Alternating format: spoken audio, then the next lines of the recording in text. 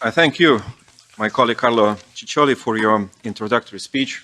Thank you for good words and wishes as well as commitment to continue our joint fight.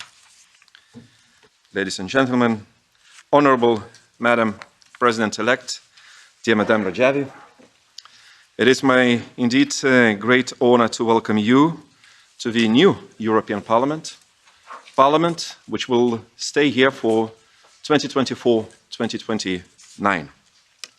We're here with us today speaking on behalf of the oppressed people of Iran, and we look forward to hear, Madam Rajavi, your remarks and recommendations on how the present European Parliament and the European Union can support the democratic aspirations of your people. We're eager to learn how we can collaborate to push back against the regime and address its serious threats to Europe and the world. The regime in Iran is a threat not only for its own people, but also to Europe, the region, and global peace. Decades of policies based on appeasement and so-called critical dialogue have failed, let's agree. Far from reforming, the regime has become more belligerent, expanding its domestic repression and terrorism with impunity, threatening stability in the region and peace worldwide.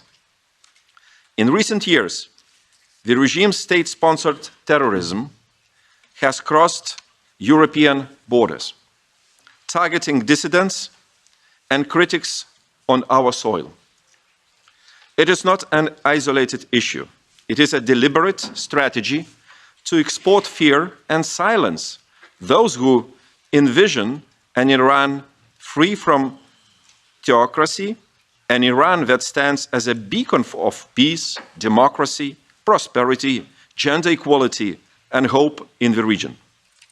For years, my predecessors, colleagues, and I, in the Friends of Free Iran group, have warned about the dangers of appeasing the Iranian regime, given its human rights abuses, state terrorism, and pursuit of nuclear weapons, calling for a united, firm European response. While some dismissed these warnings as exaggeration, the serious threats and escalating aggression of the regime now speaks for itself. Given this reality, momentum is building for decisive action. Member states, like my own country, Lithuania, have called for designation of the IRGC as a terrorist organization some weeks ago, a critical step in curbing Tehran's malign influence abroad and domestic repression. Germany and Sweden have joined these calls, and I truly hope the incoming EU High Representative for Foreign Affairs will prioritize this overdue decision. However, countering Tehran's threats, it's not enough. We must recognize the Iranian people fight for freedom and democracy. Their courage is evident in ongoing protests across the country, supported by organized resistance of the National Council of Resistance of Iran and its principal constituent of PMOE. Under the leadership of Madame Rajavi, the National Council of Resistance of Iran has presented a democratic vision for a future Iran, one based on human rights, gender equality, and the rule of law. This platform is gaining growing support both inside Iran and internationally, which is very important. Madam Rajavi, presence today with us is a testament to the resilience and determination of the Iranian people. The Iranian people are not passive victims.